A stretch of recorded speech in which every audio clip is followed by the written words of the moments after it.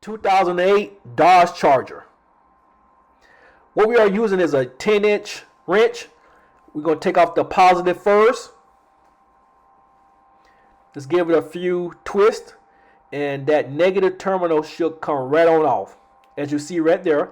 Then take it and use on the positive side. Just turn it clockwise a few times as well to loosen up the bolt. Normally we use a 10-inch wrench for this right here. Wiggle it a little bit, and it should pop right on off right there. Lift up the battery, take it out of the trunk, and insert your new battery. Just make sure all the cables is out of the way, because you don't want to get those cables bent. Okay. Make sure it's down in there. Move your cables out the way.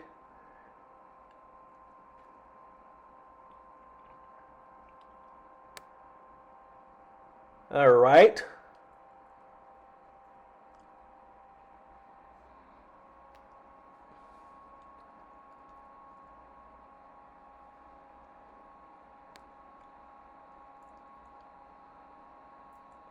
Okay, now we're going to try to find your positive. Find your positive cable. We like to put the positive on first. The negative should always goes on last when you're installing a battery. So just take the positive cable. Get the bolt started with your thumb a little bit.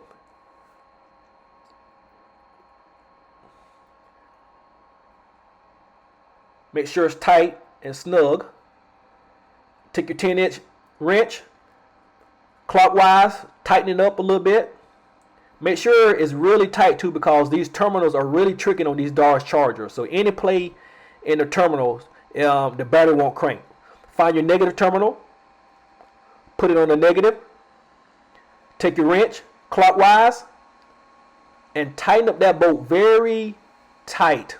Not too tight though, but you want to tighten it up pretty tight so you can have a good grip around that negative terminal, so you can get very good current going to those batteries. And make sure too that your battery terminals is cleaned off as well too.